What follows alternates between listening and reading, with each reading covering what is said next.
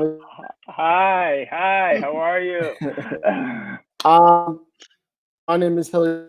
I'm a producer, podcaster, the chair of the committee of writers at the Writers Guild. Um, we're out here doing things. So I welcome everybody to Future X Panel Develop Animated Show A to Z with the writer, producer himself, Caise and Williams. Welcome to you too. Hello. Hello. I'm having a little trouble hearing. Can everybody hear just fine? Yeah, it's distorted for sure. Okay. Hopefully it'll sound. Anyway, so the AFROCOMICCON 2020. We want to thank you all for just to say this little deal at the beginning. So consider donating to the AFROCOMICCON Junior program that funds young of color to go through a 12-month program. They will learn tech skills, innovation, product development, and entrepreneurship. Please donation, any amount will help. More information will be on the website. So that, go ahead and jump right into the show. Welcome, Yule. Well, how you guys doing? Good. As good as we can doing be. Well. Yes. It's always the answer, right? Yes. Given the circumstances. Just want to make sure, because you're stuttering a little bit on my end. I'm not sure if it's mine or. I'm getting that also, but I can sort of dope out what's being said. So. Okay.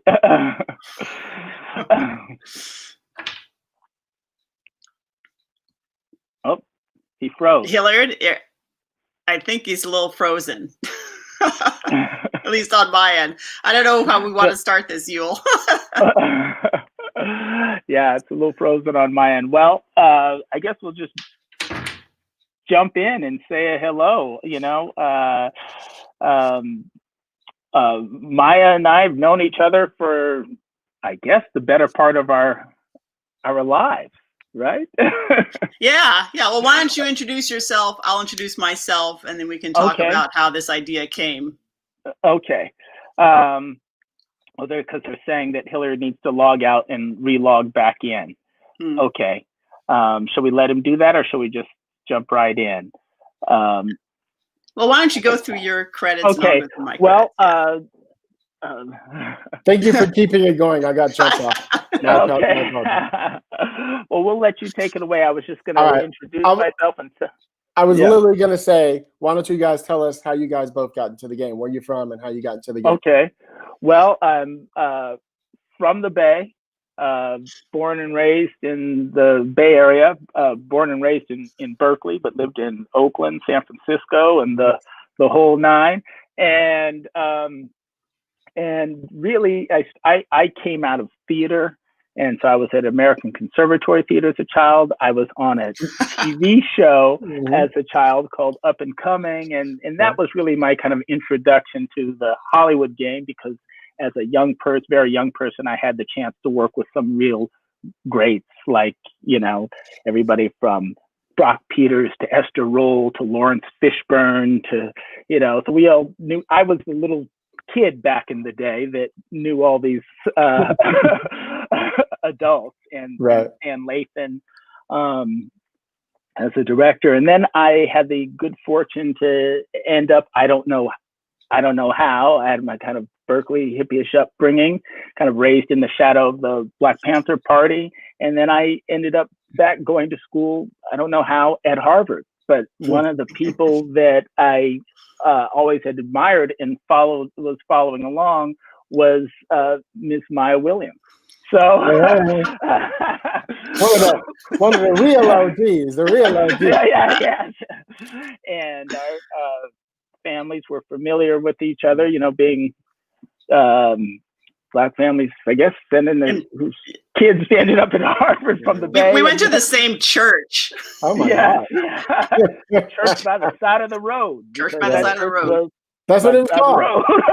That's hilarious. I love it. And that is how. And then really, I've always been just not only a friend, but a fan.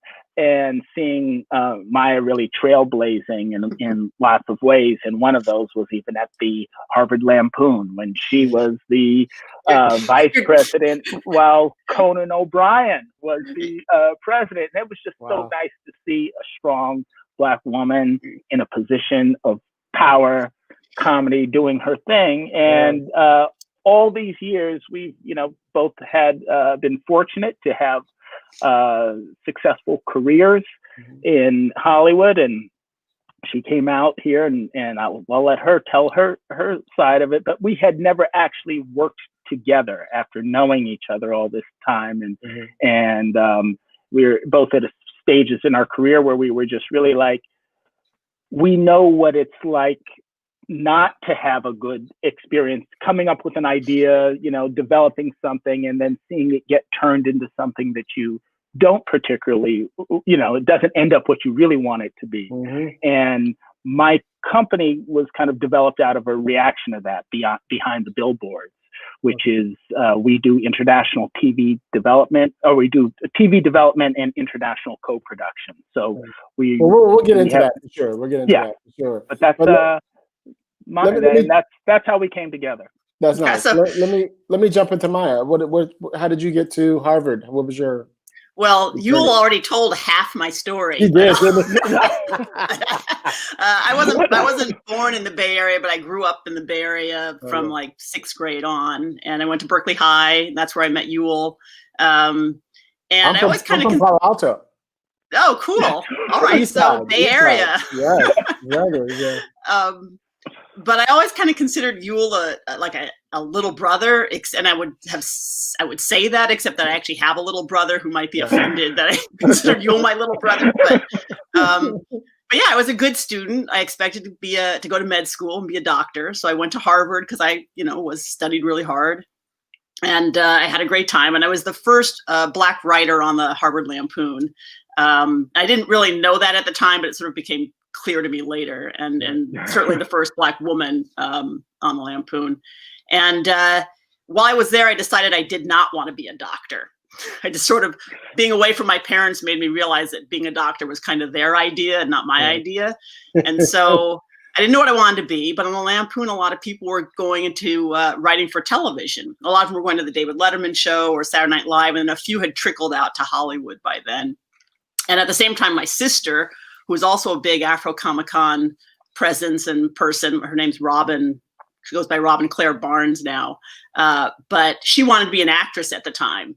So we decided to come out to Hollywood together and be roommates. And, from that point, I wrote a spec script and I just sort of got into sitcom writing. And most of my experience up to, like the first 10 years of my time out in Hollywood was working on sitcoms. So I was on Rock and Fresh Prince of Bel-Air, and well, let me just interrupt you and ask you really quickly. How did you get your first break? The reason I ask is on my own podcast, Screenwriters Rent Room, I always interview a lot of showrunners and big EPs, and people go, then I moved to LA and I got an agent. I'm like, and then I got on the show. I'm like, motherfucker, how? Well, I mean, the thing is, everyone gets in, number one, I had a good spec script. So I want to say, I did actually do something other than just have luck, but I was actually very lucky because when I moved out, before I had an apartment, I was sleeping on this couch of two friends who were Harvard friends who were in the entertainment industry, but not writers. They're both on executives. I was sleeping on the couch, and one of them happened to be working, in an office with someone who just lost his assistant. And this was a Black woman. She was a year ahead of me. And he said to her, I want someone like you, Kelly. I want someone just like you. And she said, there happens to be a Black woman from Harvard sleeping on my couch. And so literally that's how I got the job, was that I went in and interviewed, and he liked me. And so I was working as his assistant, and then, he was in comedy development. So I got to meet a lot of people, writers, and read a lot of scripts, and got a lot of experience that way.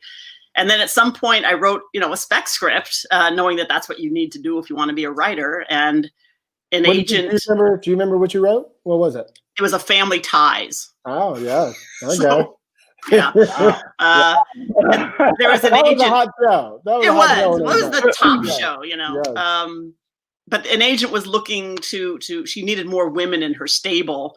And that was one of the reasons why I wrote the spec script. It was like, okay, she needs women. I just like typed something out and sent it. And I didn't get the show that she was trying to place someone on. And in the meantime, I just, I didn't know that she kept sending the script out, but she did. And at some point she called me, and I'd never met her before. I'd never met this agent.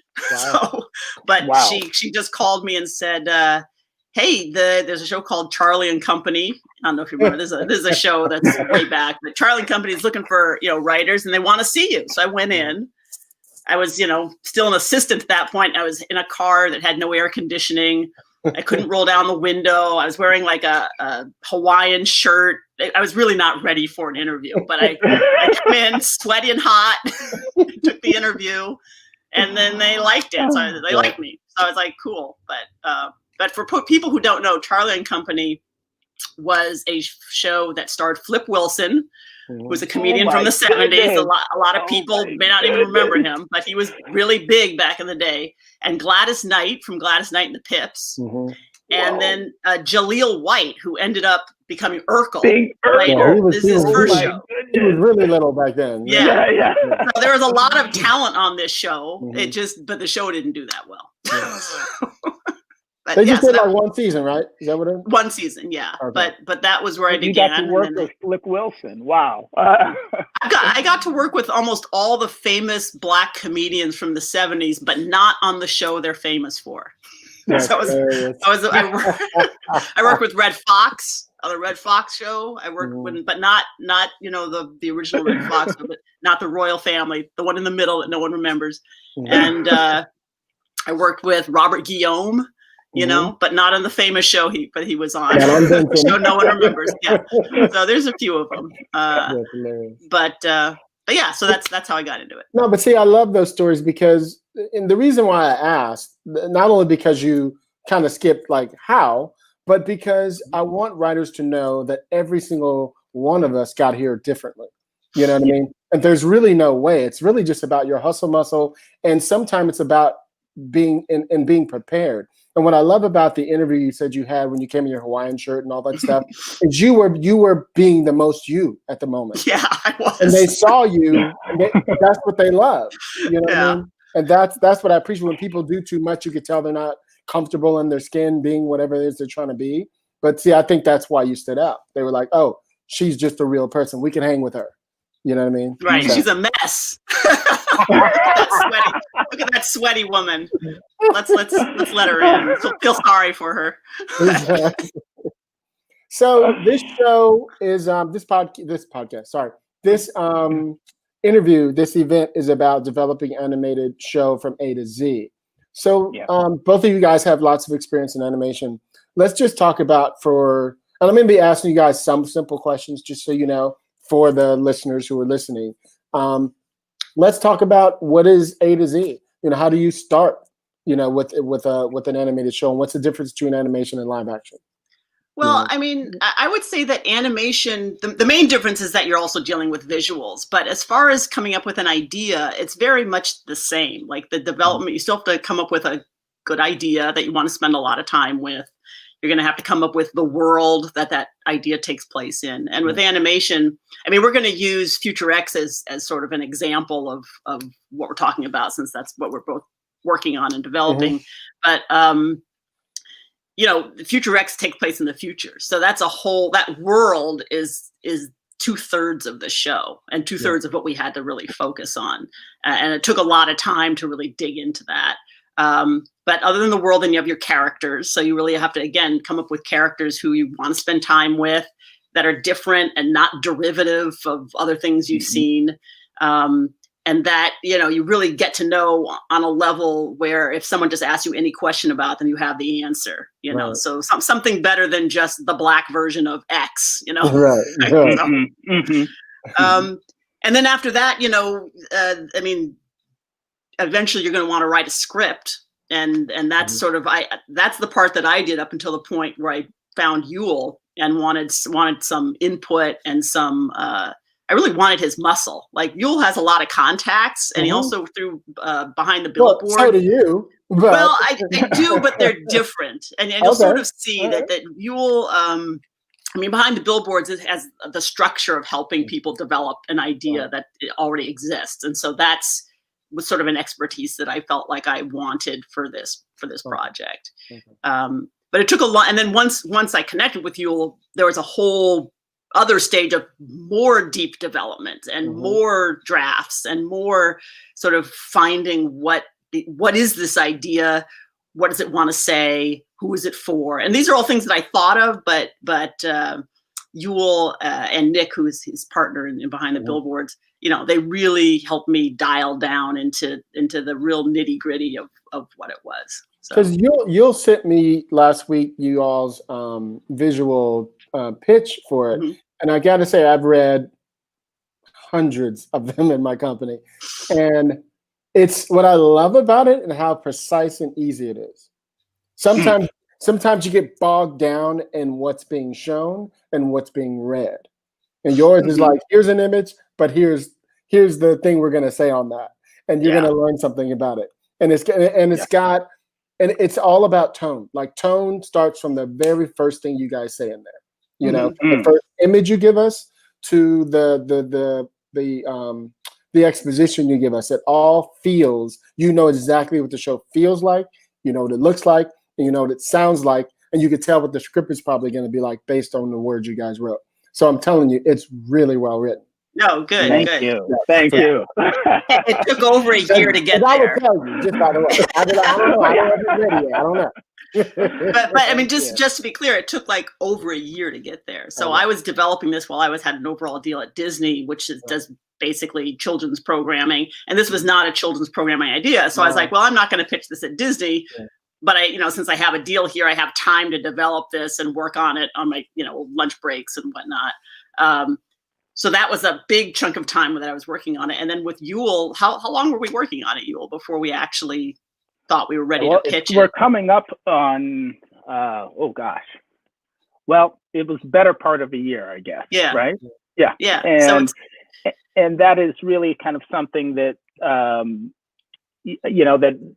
that we do, I guess, at Behind the Billboards, is that we are kind of a creator-friendly place, and we've had a lot of deep time in development, and then also both as writers, also knowing what it takes to take an idea from fruition all the way through to execution. Right. And but really, it starts with the concept, and it was such a wonderful concept. Let's tell everybody. Can we tell everybody what it is? Yes. Okay. Yeah. Please. Actually, it's Future X. The genesis of it sort of came from a variety of things. The first being that I really love science fiction, and I was like raised on Star Trek, and I was a Trekkie. And then also one of my favorite shows is Futurama, which is more current. But what I was noticing with a lot of science fiction shows is that they were all post-apocalyptic. I mean, they were really grim. Like there was the future was terrible. Yeah, and I just thought the future always seems to be terrible for Black people. Yeah, for everybody. Everything's gone. It's just dust and people killing each other. And so I thought, I'd like to create something that's kind of fun, and I'd also like for it to be about Black people since I'm Black. But I didn't want to do the Black version of Star Trek or the Black version of the Jetsons or something that was just like, it's the same show. We're just going to stick some Black people in there. And so I wanted to do something that was original. And one of the things that I'm sure a lot of people who are listening to this are fans of is Afrofuturism, which is something that I've been interested in a long time.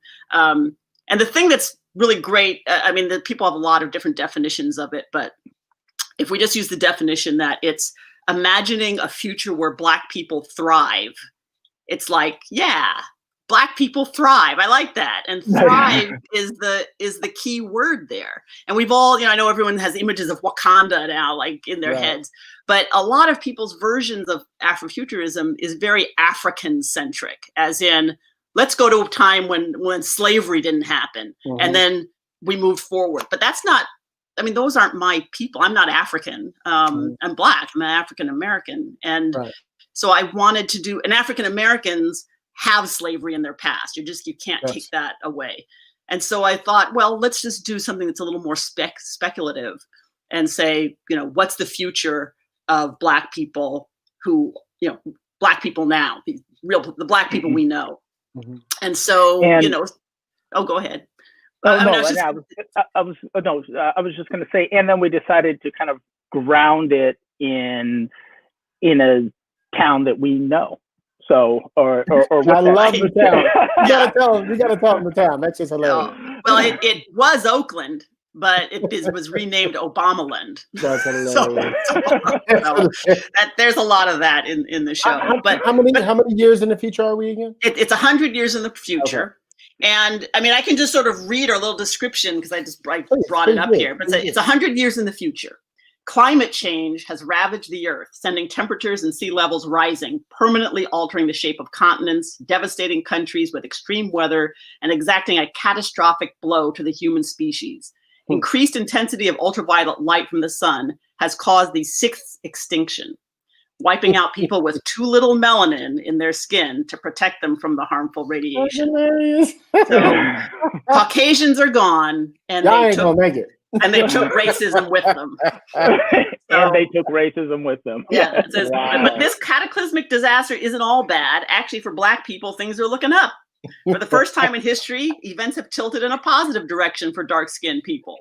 Black culture now openly informs everything in the USA, the societal constructs, politics, business, the arts, etc. So what does that look like? What has changed? What hasn't changed? How do Black people continue to survive? That's what this series is about. So that's the first paragraph of a sheet that Yule and I made among our many descriptions. And I love it because it's I pitch a lot, and one of the things that you always get, and you guys know this, you guys are out there too. Why now? You know what I mean? Yeah. And that's what I'm hearing about, especially after George Floyd and all these things are going on. It's so current to the way that we think and living in our world. So this is why this needs to be done now. Now, I know. You know I mean, the funny thing is all this was being developed before George Floyd, before those protests. But once that happened, it really— But timing was everything, right? Yeah.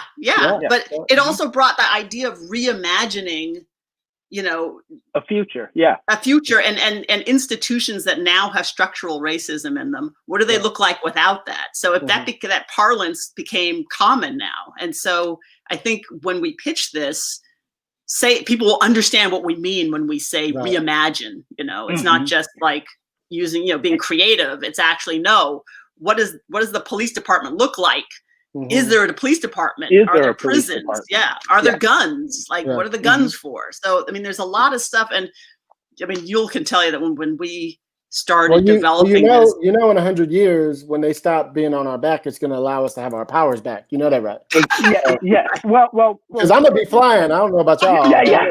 Well, and that's one of the things. It's like, for instance, one of the main characters, Pop, is what, 110 years old, or 103 or 110 years old. Yeah. Still like 40, right?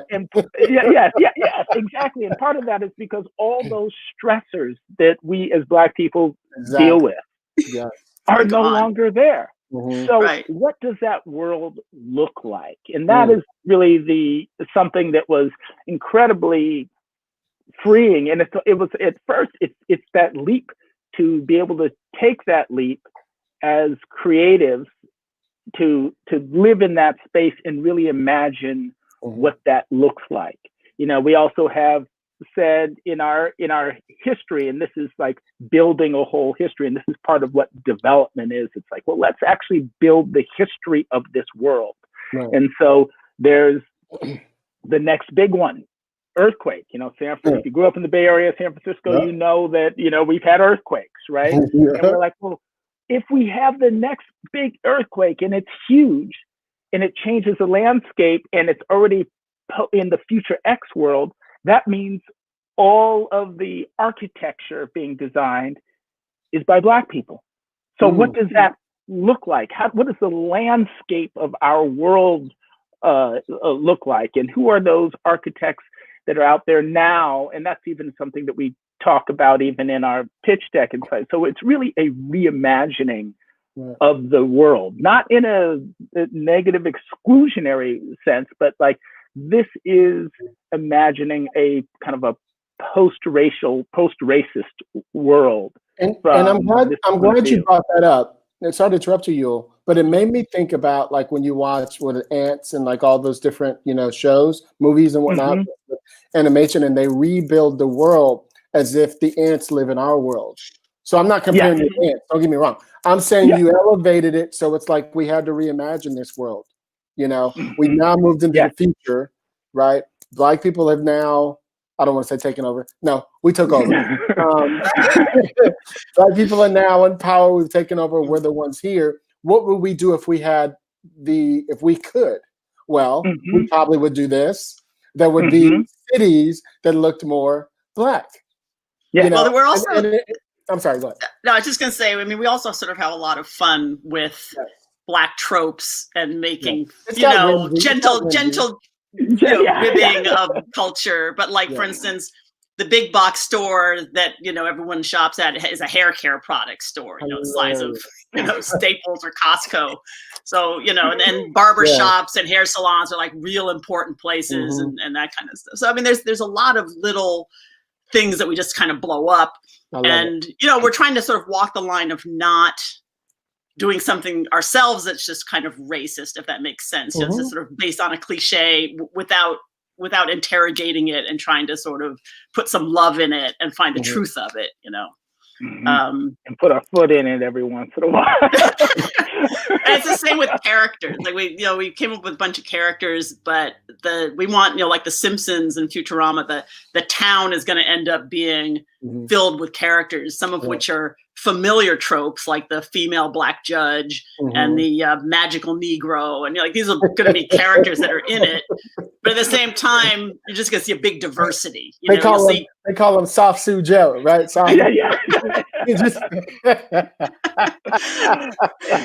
But Clarence Thomas will be there. So I mean, you'll see that there are all kinds of Black people, not just Huggy Bear and the hustlers. But one of the things that gave me so much joy is like even thinking about how even cultural institutions are represented.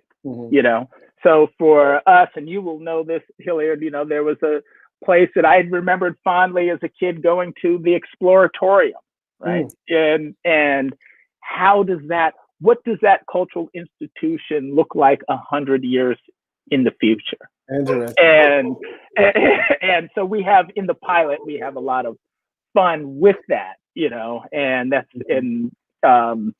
it's sort of like what do people in the future think are going to be the future, technology? So it's sort of like taking a second jump. Like if 100 years in the future, what are they going to be thinking is futuristic? Right.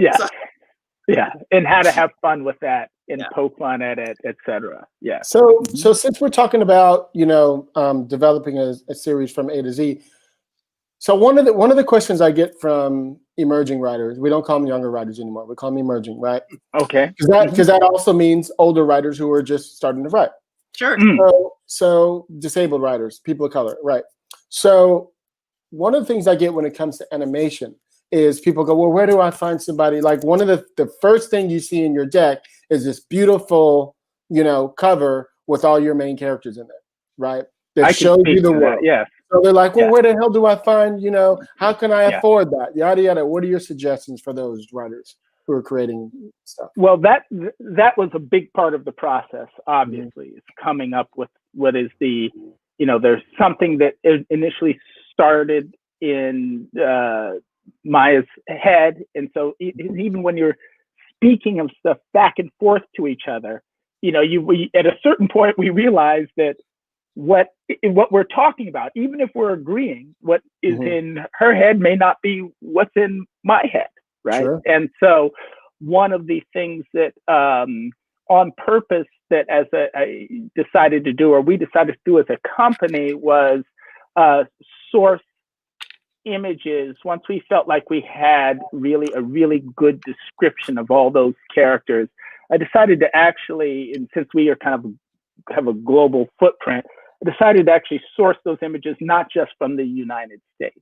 So I reached out to artists, and that's an advantage that we have behind the billboards. I reached out to artists from well, first I was just looking, here, and I called even folks at AFROCOMICCON, and I was like, where are these Black artists? Many who I've met at not at Comic-Con, I've met them at AFROCOMICCON, and I had been going to Comic-Con, the one in San Diego, for a long time, since my work on Heroes back in the day, and so and been paying attention to things ever since I was involved with the show Recess way back when, So, but I reached out, I would say when it came down to when I was whittling it down, I said I would like to present Maiya, or present us in general, with a few very, very different visions of what this could be, or how somebody interprets it. So we had a little bit of a bake-off, as it were, and there's we had source artists one was from Mexico, one was from, I think, Ukraine, and several here from the United States, and ultimately we chose and went with David Gordon, who had been an artist that had been associated also with Lion Forge, and I am friendly with the folks over at Lion Forge, which is the company that also did Hair Love, but that being able to see visual representations of your world with characters from very, even if it's like, oh, that's not what I want. Sometimes you need to see, and these were all very competent artists, but I think that's incredibly important. Sometimes it's to see a wide range of, this is what I want, this is not what I want. And yes, that could be a very expensive process. Right. But I mean, we do, as I will say, as an advantage as a company, have a great reach into people kind of around the globe, and artists, etc. This is what I mean when I said Yule has a lot of contacts. Yes. Well, one of my other, you're one of my big brothers, but one of my other big brothers is Jeffrey Thorne, and Jeff was the showrunner on the Black Panther Quest. Yes. Yeah, and he talks about how when he's trying to develop his own stuff, he'll just go on Twitter and look at like who the artists are coming up and be like, wow, they got some talent. You know what I mean? Like, I don't have a lot of money, but hey, dude, I would love for you to do this thing with me. And then he just, they come on and stuff like that. So that's one of the things that I'm always thinking about, is how can you use your resources within, that way. And you can barter that. Or if you don't have money, then they are also creating it with you, whatever the thing is. You know what I mean? Yes. And I will say that a strong idea, like Maiya was coming with, right, like is helpful in that process. Right. Because there's lots of people who will want people to, do work for free on something, and they're like, hey, work on my idea. But somebody's like, well, why am I going to spend that time? But if you going out there, and you have, and we felt very strongly that we had developed a very strong idea at its core, then we should be able to attract people that would want to, what we call, come play in the sandbox, or come play in our sandbox.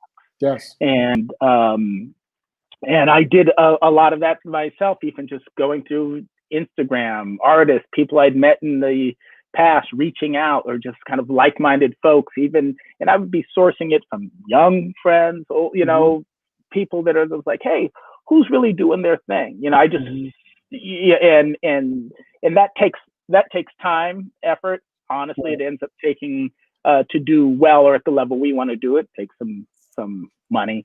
And it also takes, I mean, you have to sort of know a little bit who your audience is and what you want, because a lot of we knew that this wasn't going to be a kid's show.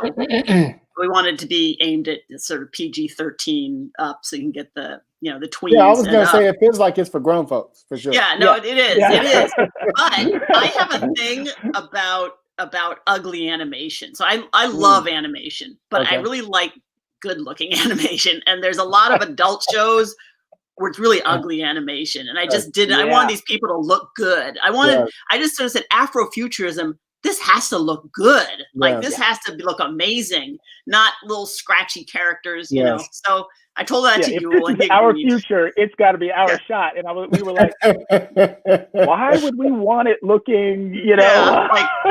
You know, so I wanted to look good, but also not look like it's for kids. So that was actually pretty difficult kind of thing to manage. And then I was, you know, I kept throwing things into the mix that I don't know if it was annoying to Yule, but you have to keep telling the artist different things. Like I said, no tiny feet. I said, we need big feet because Black people like their shoes and we want to see some nice shoes. So no tiny feet where you can't see what the shoes look like. And also I just don't like tiny feet. So, you know, and if you notice, Hilliard, a lot of all those comics, the popular ones, I mean, all those animated shows, everybody's running around with these kind of tiny feet, you know. Now, and I see you have shoes over your shoulder, and as Maiya will tell you, I've been obsessed. I'm a sneakerhead.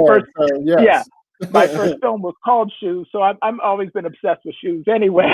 And so we were like, so that note resonated, but that's what I'm talking about it's a small note that then really resonates throughout the life of the development, you know? So, and you have to be able to listen and hear for that in your creator, in the person who you're working with, and to know when the gems are the things that you can really follow along. And I mean, that even goes toward developing something. And this speaks to kind of notes in the creative process. It's like, it's knowing when to listen to what and what to hear and what types of things that sometimes could be said casually that have real significance.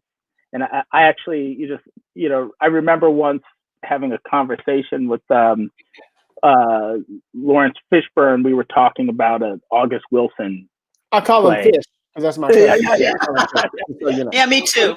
I call him Larry. I remember when he was Larry, right? And then, you know, we were both living in Venice at one time and had probably spent, you know, loaned money to the same person and both didn't get it back. You know, but Fish could afford it more than I could. I was like, damn, that was a lot of money. But you do what you do for friends. But we were talking about notes, and he had talked about the great Lloyd Richards, who was a famous director who directed a lot of August Wilson shows. And he said, well, what Lloyd could do is give you a note and I wouldn't understand it, but he would drop it. And he said, and it might be a month later, or it might be until the moment before you're doing that thing that the note activates and comes. And so that, in a sense, you'll know tiny feet, right? So in there became something, because it also becomes what we call kind of a point of entry into the story. We're like, oh, well, that's an important thing. Or when we're thinking about that character, when we're seeing that character realize, we're like, well, what is the story with these, you know, with shoes? Or what is the story with the, right. There's avenues there. So it goes to that. It's totally different, but it goes to like, as you know, I'm doing this Emmett Till thing right now, and there's a moment, at the beginning of the pilot where, as you know, Emmett and his cousins are all out there, and the whistle happens, and I'm going to show up different points of view, so you're not going to really assume that he actually whistled, by the way. And so what's going to happen is, so the whistle happens, and his cousin Simi looks and sees this will make make sense in a second.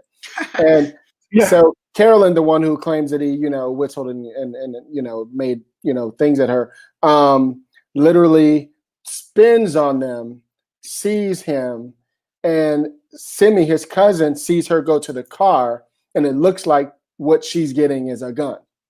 Right? So he's watching from his point of view. He sees her go toward the car, reach in the back, grab something. All he sees is something shiny. He goes, she got a gun, right? and they start sprinting. And in the parentheses, I write, yes, they all run like black people do whenever one person runs. You get what I'm saying? I don't need to explain it. Right. I don't need to explain it. Instead of, why are they all running? This is what we do. If one person runs, everyone we all run. Yeah. You know what I mean?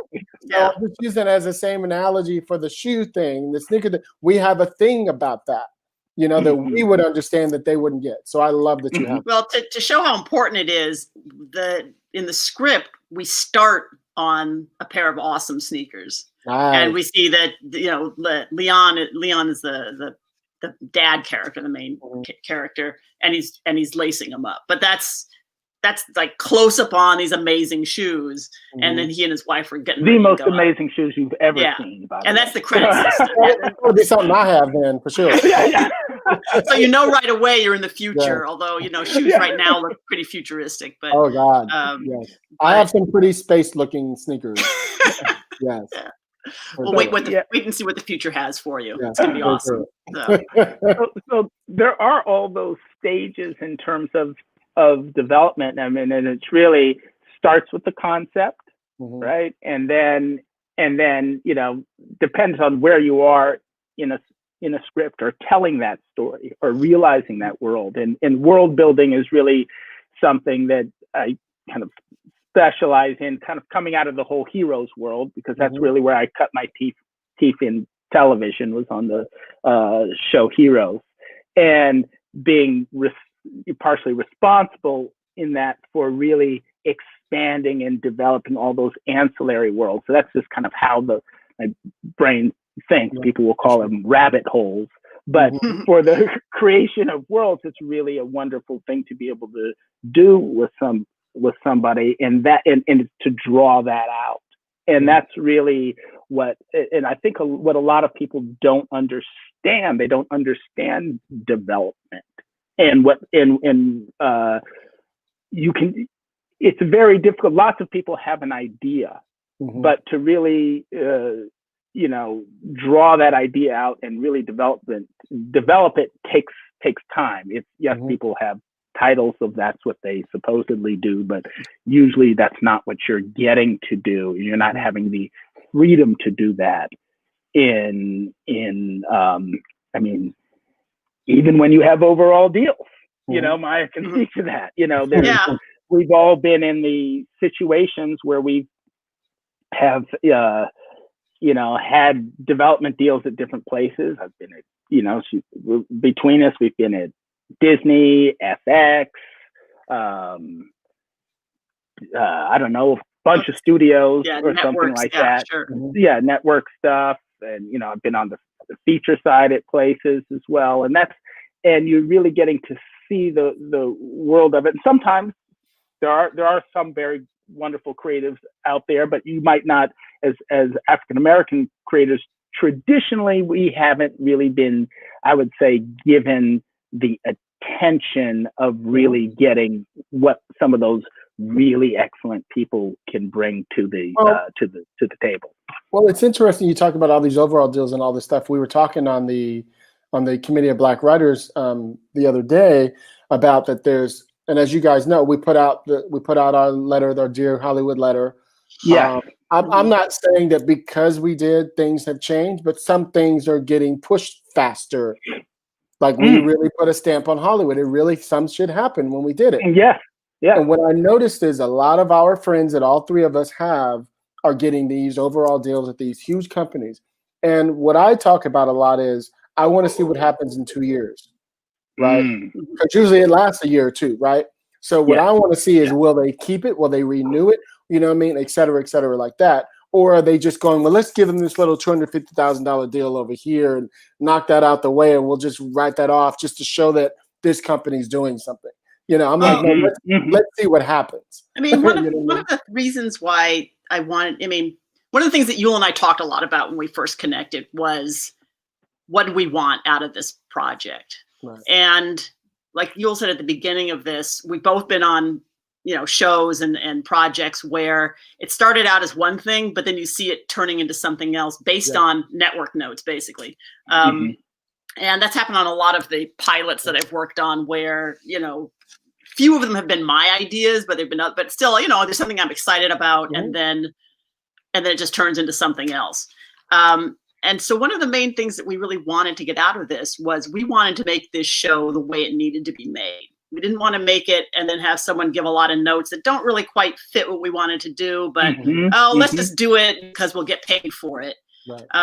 Since we both, you know, have long careers in the entertainment industry, we have the luxury of being able to do something out of love and not just for money. So, you know, this is still our plan because we haven't sold it yet, but the idea is to sell it to a place. I think you will. I'm going to be pushing for this. This is badass. Well, I mean, we want to sell it to a place that will let us have creative control. Well, number one, that'll do WGA. So let's put a shout out to the WGA. Yeah, shout out to the WGA. But also will let us, will let us make the show that we want to make. And a lot of the things in this show might be a little dicey for, you know, frankly, white executives. And we're fortunate that right now there is a little window where all executives, white executives and others, are looking for Black content, and they're seeing the success of Atlanta and you know, just other Insecure and, you know, these other shows that are Black, that's seen through a Black lens, right, for an audience that can understand it, and not writing down or writing in a way that like, hey, white people, we're going to explain some things to you. It's just, no, this is what it is. And that's really what we wanted it to be. We don't want to be explaining Black culture. The kids know today. You know what I mean? It may not be some of the, you know, the over 60 people, for example, who are not Black, who may not get some of the references, but the kids are pretty hip to what's going down. That's what we feel. And the thing is, they are hip. You watch these shows and you just catch up, and you feel cool and smart if you don't need to catch up. And if you do need to catch up, you feel like, okay, I learned a little something. But, you know, it's what we all did when we were watching like old Bugs Bunny cartoons made in the 40s. And we had no idea what those references were, but we got it anyway. We got it, you know, laughed and understood enough of it to enjoy it. But so Yule and I had a, you know, sort of a game plan of being willing to do it kind of, you know, not necessarily have the glossiest finish on it if we could get control of it. And this is also monetarily. So I don't know, you want to talk about that a little bit more, but getting that back end money, you know? Yes. Yeah. Because really, you know, one of the things that we are setting out to achieve, I was like, well, you know, quite frankly, how, even when we do get to sell an idea in the, let's say, the traditional model, there are, like you said, we get the pieces of something. What's going to happen in 2 years, right? And really what I'm interested in, and what we as a kind of behind the billboards and are interested in, kind of what we pitched to Maiya, is like, well, we're interested in creating, you know, legacy money, or, and I mean, and it like, or at least in having, you know, part of it, having an idea, having control of an idea, and if it's an idea that you love, that can be, you know, it may not be always the usual route to market, but then it's a route to market that you still have some control over.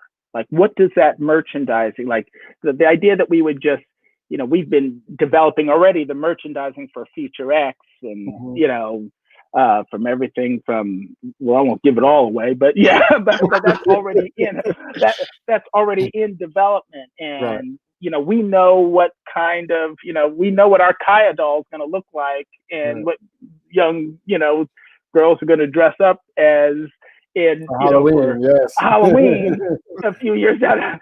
And those are the type of things. That's what I'm saying, that when you have, you know, there's two things you can do. You can either have the money to be kind of lazy and say, hey, they paid me off, or you can say, I'm going to take control of the idea and it doesn't matter, you know, and some of that does come with the luxury of being able to try to do that or attempt that. It's like, even if we try and fail, at least we know that we made the show that we wanted to make. It's a no excuses type of process. And that's something that was attractive to us. Let me ask you a question. Just going back to the concept, because people are going to be asking me, how long do you usually like your pitches to be when you write it, and how long do you like it to be when you present it? I always say as short and succinct as possible, and quite frankly, you know, I have been guilty in the past of them being too long. Right. Yeah, too long is this is the thing that, I mean, I've been told, because I also have done pitches that are too long, that you really want to keep it, if you can, to like 20 minutes, 20 to 30 minutes. It's the perfect time. I try to do 15 if I can. Yeah. But that's 20, you start to fall out a little bit. But then you leave them time to ask questions, and you make sure that you don't answer all the questions in your pitch. And that's what I would normally do, is that it'd be so packed with information that no one have any questions at the end. And that's not a good thing, because you want them to have a, you know, want to know more and to ask questions, and then you know what they're interested in. You know, oh, they care about this character, or oh, what they're really interested in is the theme, you know, or whatever. But it gives you a hint as to what their entry into this is, and how to get them to buy in more, because then you can elaborate on that. Like, I actually stopped talking about what happens in season 2 and 3. I just talk about what happens. I just talk about what happens over season 1, and I leave them on a big hook, you know. And then, you know, however I decide to end it, I will slowly end it and come to an end. But I let them know that I have a whole show, because clearly it leads to what's going on in season 2. And now they're curious. So they're, wait a minute, what happens in season 2? And I go, oh yeah, we'll get to that. And I go, and I'll just give them a little premise. Basically, season 2 is this. John's going to decide that this thing happens. He's going to kill his wife in the end. I mean, it's like, boom. You know what I mean? Really simple, just so they see that there's an arc there, that I have a whole thing, you know, and that's it. I mean, what I've also found, at least recently, is what a lot of executives really want to hear is why you're passionate about it. Yes. Like, why are you doing this and not somebody else? And that was, again, something that was a problem when I was a younger writer, is that I would have all of these different ideas that I would pitch, but they would be ideas that executives just couldn't even imagine me writing. You know, either because my credits didn't match it, or and I would just say, like, hey, I'm interested in time travel. Like, that's what I'm into. But no matter what I said, they're looking at my credits and the fact that I'm a Black woman and thinking, like, we just can't imagine this. Yeah, this isn't Maiya. Yeah, exactly. Well, that's kind of it. And that is the pigeonhole that I think we've all, as creators, found ourselves so many times, that they're like, well, how can I imagine you doing this? You know, for me, I've traveled and lived all over the world, and so when I would talk about things internationally, people didn't really, they were like, what? They didn't quite get it. So at a certain point, I'd had it and just built the company around what my experience and what I do. So that has, you know, some of it just has to be on us, really, to go out and do. Now that's, you know, doesn't happen overnight, but you know, your experience and kind of leaning into your lived experience, you will have more success ultimately, I believe, when you are uncovering and being your you at the most, you know, it's the most valuable thing. But that's a hard lesson to learn, especially when you're trying to pay rent, etc. So, I mean, again, to some extent, it's what does Hollywood want you to be? You know, and so I came in, you know, like I started writing in the 80s. So now I actually think things are a little bit broader, and they're looking for fresh voices and blah, blah, blah. When I was there, they weren't really looking for fresh. No. They were just looking for someone who was Black, who could be on this Black show that was being run by a white person. Right. And so that was me. So here I am, but I didn't get to really participate in the show, other than to just, you know, do my job. And every once in a while, someone would say, like, well, what do Black people eat? And I'd say, oh, spaghetti. That was not what they wanted to hear. They wanted to hear, you know, grits or something. So, you know, so I was like, yeah. So that was my career for a very long time. And honestly, I started writing children's novels for middle grade readers, because I had all these ideas that no one was really letting me develop or write in television. So I have, several published books that are all of my failed, pilot ideas put into book form. Well, it's IP though. It's IP, right? Yeah. So before we wrap this up, let me just ask you guys: what do you guys suggest to the writers out there who are, who want to get into animation, who want to sell their own series? What other any tips or stuff you have? Well, I would say that, find some artists that you like as well. If you're, sometimes they're one and the same, the storyteller and the visual artist. But it's one of the reasons that I've been coming and being on panels at Comic-Con. I have my AFROCOMICCON shirt, so, for the past few years. It's just because I've recognized that as a child who loved comic books and was, hoarding them, sometimes by probably not the right means of acquiring them when I was a kid, right? I was like, I really want that. I really want that comic. Food or comic? Comic. It's meeting your, going to the things to meet your heroes so that you can find those artists. And if you're an artist, find somebody that likes to tell stories or join up and start that conversation. Don't be afraid to start that conversation, and know that in starting that conversation that to build anything, you're going to want to add things as they go along. So you have to be open and collaborative, and that's a muscle that you can start without money, by the way. That's creativity is something that can be started and developed and learned. And then you try to reach out also to people like all of us up here on this panel. And I mean, I don't know, behindthebillboardsla.com. You can reach out, or development at Behind the Billboards. Well, while you're there, Yule, go ahead and give them your if you have your Twitter, Instagram, or whatever you have out there. Oh, on Twitter, I'm at Yule Baby, and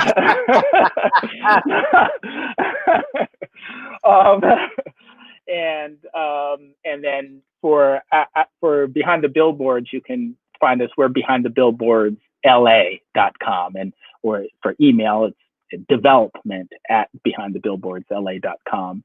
And I'm on I think at Yule Baby, probably on Twitter, Insta, bunch of different things you can find us.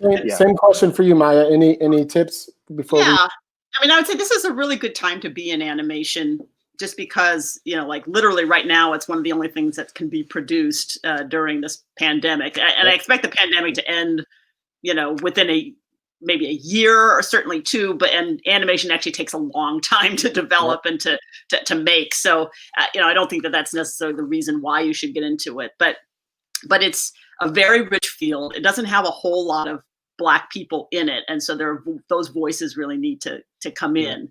And if you're someone who is visually oriented, this is artwork in motion. It's a beautiful place. And the only thing that I would again mention is that if you are developing something, make sure the story is good. Like all of the same things that you would be doing in any kind of, as a writer for movies or television or anything, you've really got to make sure that you've got an idea that you love, so that you're willing to spend a lot of time with it, that is not derivative, that it's your original voice, and then just do all of that good development work. And then you can find the artist at that point and help develop it. But that it really does, all the important things about writing are present in animation as well. And sometimes you might watch something and say, like, that didn't have a story, but that's not what we're not aiming for that. We're not aiming for things like, I can do better than that. Don't aim for that. Aim for something lighter. And where can people find you, Maiya, as we wrap up here? Well, you can find me at, let's see, My Twitter is just Maiya Williams at Maiya Williams. And then I've got a website, maiyawilliams.com. That's mainly for my books, but you can certainly reach me that way. Sure. And that's pretty much it. But my Facebook, I have a Facebook page, Maiya Williams Author, AUTHOR. So yeah. Well, thank you, Maiya. Thank you, Yule. Again, everybody. You're very welcome. Thank you, guys. I am Hilliard Guest. You can find me on Twitter, on Instagram. I say Twitter like I'm cool, by the way. At Hilliard Guest. You guys can follow my Screenwriters Rant Room podcast. It's out there. The Writers Guild podcast that I also co-host. And lots of good shit going on right now. One last thing, I have to repeat this for everybody at the end. Please consider donating to the AFROCOMICCON Moonshot Junior program that funds young girls of color to go through a 12-month program where they will learn tech skills, innovation, product development, and entrepreneurship. Please click on the donation link. Any amount will help. More information on the website. So again, thank you to Hallie and Michael and the whole team over there. Norman, we appreciate you guys. Thank you. So and look out for Future X. Yeah. Yes. Hopefully be on everyone's TV real soon. Yeah. Fingers crossed. Peace, everybody. Yeah. Peace.